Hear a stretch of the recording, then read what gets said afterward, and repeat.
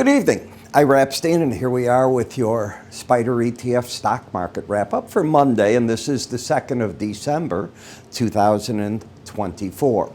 You know, the one thing that bothers me, and not that this market's not a major bull market, but I can't find anybody bearish. All I see is how people are saying buy, buy, buy, and you keep hearing the phrase, yes, we'll rally into the end of the year, but then you got to be careful in early 2025, the price-earning ratios and so on. Just a warning, this is crowded to the upside. I think it has reason to be, but it's always nerve-wracking when you can't find somebody at the other side of the argument. I mean, how many bears do you see on CNBC, Bloomberg? I don't think you see them. That's the problem. So when we take a look here and we're looking at what the stock indices did, well, Dow down a little bit, the RSP down, but the QQQ up pretty strong today. IWM, I would call that pretty much unchanged. Now, before I get too far here, we do get some data tomorrow. You're going to start off with the weekly U.S. retail sales. They've been running about 4.9% increase, and that's both numbers. That's when you compare it to the prior week and a year ago week. So I like what I'm seeing there, and that's near a 5% number. But then the market will really focus in on the JOLTS number. This has a tendency to really shake the market up. And this is the job openings and labor turnover data that we're going to get. Last month's report, estimated at the end of August, was for job openings at 7.44 million. So now the question is, how many are we seeing? Did people get hired for Christmas already? Does that back off? Where are you? The turnover we want to see, how many people are leaving, how many are staying? That will be one of the main numbers this week. Then we're going to get ADP, Challenger Gray, that's corporate layoffs, planned ones, ADP's the private sector, and we finish up the end of the week with the all-important U.S. jobs report. So now this is the tone of the market we're going to get going into mid-December when we get the FOMC meeting. And it's not just the FOMC, there's a number of bank meetings coming up around that point in time. Before we go back to the charts, I do want to remind you, today is Cyber Monday. We're offering this week 50% off any one-year subscription to my complete futures, the combo package where you get a SPDR ETF stock and the others, like you're seeing right here, but a lot more detail. Just the SPDR video without the futures attached to it, or just the futures video. Just go to iraepstein.com under the word research. You'll see the different pricing for them as to how they are. Now, when you put it into your cart, and it's got to be for the 1 year part of this, so we're not doing this on a 30-day, month to month. It's for the 1 year subscription. When you do it, don't worry about the price you see there. When you put it in your cart is when the discount will show up. We've not had anybody having that issue. Move your cursor to the top up here.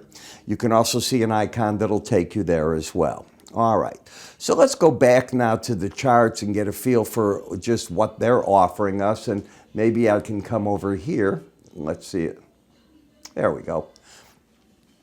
And as we come in through this, you can see that the bonds got a small rally today. Long notes, we're back down to like 4.183 in the 10-year note. So you've seen interest rates definitely slip back.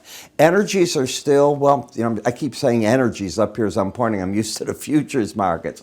Where do we have them? We should have here the energy. There we are. OIH down 90 cents. I'm concerned about oil. I think OPEC has lost its ability to really impact the markets the way that it used to. It controls now about 5-6% is from everything I'm reading, of real power in pricing. That's about it. It's given up a lot to the United States. We're the largest producers out there.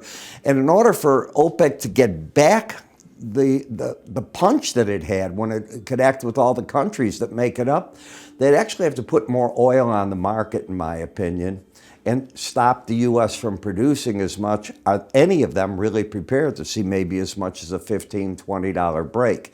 It's a rough position they're in. Thursday is when their meeting comes up, so be aware of that.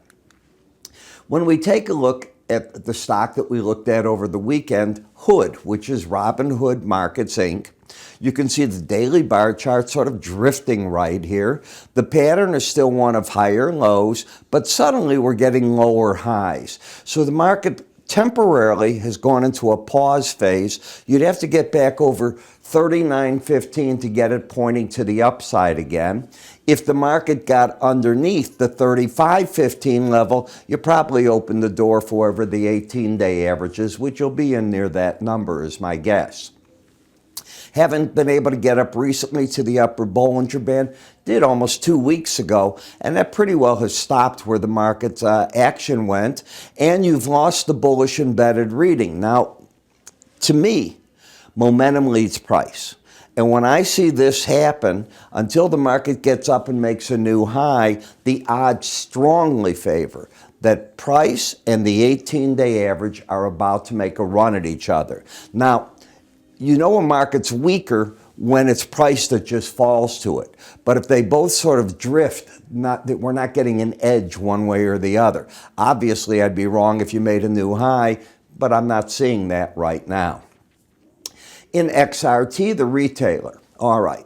Well, today's Cyber Monday. The numbers are going to be good. I just saw literally, I don't know if it was 15 minutes ago, the CEO of Shopify, and they said that these numbers today are going to blow away last year's numbers. So obviously the retailer is feeling very, very good.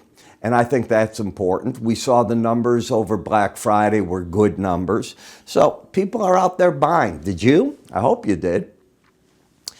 Higher lows, lower highs, sort of drifting right now. Needs to get up over 83.95 to get another leg going. The problem is then you run into the Bollinger Band just above that. So an awful lot here that is confusing on that chart.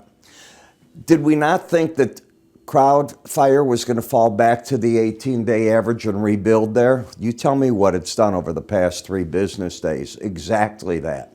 So this is a market where I think now I'm waiting for a new chart picture to develop, but I am still very bullish this. Now, some people think these companies can be in some trouble under Trump, that you may not have the demand for security protection. I'm not in that camp. I think you'll need it more than ever just because it's Trump and people will want to make problems. When I take a look at Rivian, I thought that we might be able to get, and we talked about that, up to the 200 to the 100 in the Bollinger Band. You got there. I think the market has now spent that $6 billion plus that the Biden administration said that they would do on a certain type of loan for them. And now I see the market might want to drift back down here, maybe to the 1080 zone, something in there. I am certainly not, repeat, not in the bear camp, not at all. In K-Web, very quietly, this market has been creeping up and it's back over the 18-day average. Very quiet. People aren't, I think, paying attention to that. It would have to take out the lows of Friday, and without doing that, this market can surprise to the upside. Now, at any point in the month of December, we could be hearing something from China as to what they're going to do further to stabilize their economy. They had told us that sometime in December we could hear that. We haven't yet, but it's only December 2nd, first trading day of the month. Toll Brothers backing off a bit, got up to the upper Bollinger Band, and you know my thoughts when you get up there. Just a question of when you pull back. I see support developing close to the 156.77 level, and I see an overbought market. I think the pros came out here and they put their money somewhere else at this time. And if I think it there, it wouldn't surprise me in the home builders that they slip back here to the 118.88. Now remember, these markets are starting to get themselves ready to look at the JOLTS data, all the jobs data, and trying to figure out, is the Fed going to give them that Santa Claus cut or not? As we heard today, I heard Governor Waller, I was listening to Raphael Bostic, and reading what they were saying. Everything I see says they're still very data dependent. They would lean, from what I'm reading, into a quarter point cut in December if the data stays weak. But if the data gets stronger, they don't want to fight that uphill battle by lowering rates and fueling on inflation. They want to be there to either cushion the labor market. And so far, if it comes in strong data this week, why are you cushioning that? And then the other is going to be the inflation story. And as we all know, inflation has gotten sticky. And it's one thing to come down from 9% to 3%. But getting from 3 to 2, that's the marathon, and that's the difficult part. You can see here, you made a lower low, higher high, and what happened tonight? You lost the bullish embedded reading. So prices and the 18-day average, unless tomorrow's a good up day and you re-embed, probably going to make a run at each other. XLI is flirting with doing the same thing. It's not quite there. We'll see what happens. It lost that bit of pizzazz that it had getting up here, and now it's sort of a drifting market more than anything. In the energy sector, you're breaking down. I just would not be surprised you get here. Again, OPEC's going to meet this Thursday, so we'll see what they come up with. I would expect that they're going to say something along the line, if the market conditions warrant it, come January, they may put out some oil on the market. We'll see. I don't know. I have no idea. That's just a guess. In the gold market, you're just running here at the 18-day average. You've also taken out of this market that power that we had that you saw here, and we're sort of drifting down. Nothing I see yet to get me too excited on the bull or the bear side. It seems to be pretty neutral. And the silver market's just spending a lot of time fighting at the 100-day average in green, trying to figure out what to do next. It was an oversold market that is now trying to get away from being oversold. Needs another day or two on the upside if it can do that. In the copper market, I expected a bear market rally. We talked about it back here, maybe into that 18-day average, and for all purposes, you're there fighting a battle as to what does China do next. I only mention China because they're the world's largest consumer. Chile is producing a lot more copper. They have gotten, as I said over the weekend, they have gotten their union strikes behind them. They have gotten the problems they had with the indigenous tribes somewhat behind them. And now you're getting more and more production. So where's that going to go? Well, you need countries that are going to pick it up. In the BND market, you're overbought, had a nice rally. Obviously, you know what I'm going to tell you. The jobs market's going to dictate this to a certain degree this week as traders are trying to jockey. Are we going to see lower rates? Which way are they going to go? Or is the Fed going to be stuck? They can't do anything. Those will be the stories.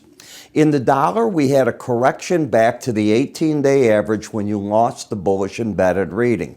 It took you down here. The market hung in, and that's what I wanted to see. So now you wait to see what's there. FXE is breaking down, as you can see. I'm thinking that there's no choice but for the European Central Bank to go big again. France has a serious issue. It appears that they're going to have a no confidence vote come, and the government there is probably going to be lost. Now the question is, how do they get budgets done? How do they pay bills? Because that is what's stopping everything right now. People don't want to, and I'm talking the parties, the far right and left, they don't seem to want to bite the bullet on the budget. Immigration's the other problem that the market has, so the hands are full here. That's the second largest economy there, so got to pay attention to what goes on. Again, remember, we have our sale going on right now for you, and I'm talking the Cyber Week sale. Let's see if I can get that to come up at all. And here we go. There you go. And on that 50% off any one-year purchase, it ends this week, so you want to take advantage of it. Either the futures, the combo of the futures and the SPDR ETF, stock market ETF, just the SPDR video, just the futures video. Go to iraepstein.com under research. Make sure you take that tab that says monthly, move it to yearly, and then everything will work for you just fine. I'm Ira. You take care.